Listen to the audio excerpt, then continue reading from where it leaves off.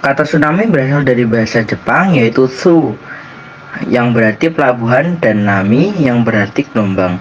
Sehingga secara harfiah tsunami adalah gelombang laut yang biasanya menerjang pelabuhan. Sedangkan menurut para ahli, tsunami adalah gelombang air laut yang sangat besar yang ditimbulkan oleh adanya peristiwa di dasar laut. Ada 4 faktor yang dapat memicu terjadi tsunami. Yang pertama yaitu gempa bumi dari dasar laut, namun tidak semua gempa bumi dapat menyebabkan tsunami. Hal ini tergantung pada kekuatan gempanya. Umumnya yang memiliki kekuatan di atas 7 magnitudo yang dapat menghasilkan gempa bumi besar. Semakin besar kekuatan gempanya, maka tsunami yang terjadi juga semakin besar dan memiliki dampak yang berbahaya. Contohnya gempa bumi di Aceh yang menyebabkan peristiwa tsunami yang berbahaya. Saat itu kekuatan gempa yang melanda mencapai 9,1 skala magnitudo sehingga tsunami yang dihasilkan juga semakin besar. Faktor kedua yaitu karena tanah longsor. Tsunami dapat terjadi ketika ada tanah longsor baik yang terjadi di lautan maupun di daratan. Contohnya adalah longsoran es dan batuan yang akhirnya jatuh ke Teluk Lituya di Alaska. Peristiwa ini menyebabkan terjadinya tsunami akibat kekuatan tanah longsor yang membuat gelombang air laut besar. Saat itu tinggi gelombangnya mencapai 350-500 meter, menghancurkan berbagai pohon dan semak-semak. Tanah longsor di bawah laut bisa terjadi karena adanya gempa.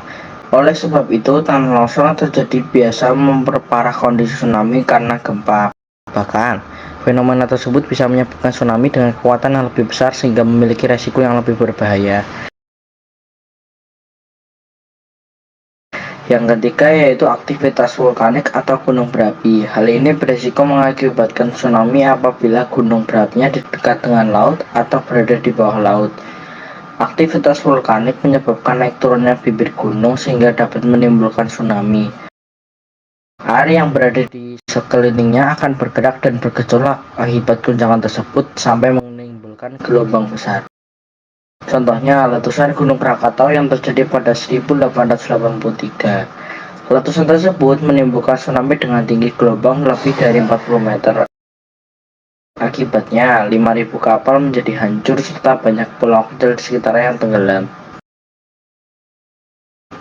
Faktor terakhir yaitu karena hantaman meteor. Penyebab yang satu ini memang sangat jarang terjadi dan bahkan belum ada dokumentasi yang menyebutkan adanya tsunami akibat hantaman meteor. Namun, hal ini mungkin saja terjadi. Sebuah simulasi dari komputer canggih menampilkan bahwa apabila ada meteor besar dengan diameter lebih dari 1 kilo, maka akan menimbulkan bencana alam yang dahsyat.